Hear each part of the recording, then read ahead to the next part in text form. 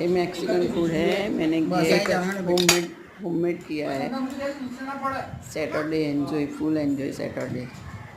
Thank you so much guys. શું બનાવ્યું છે મમ્મી? ફલાફલ ને હુમુસ.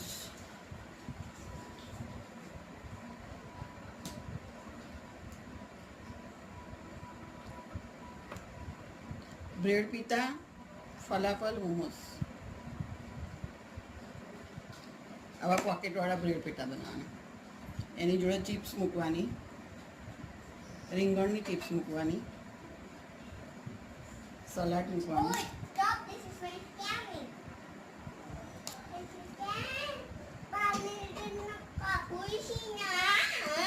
અને ફલાફલ મૂકવાનું.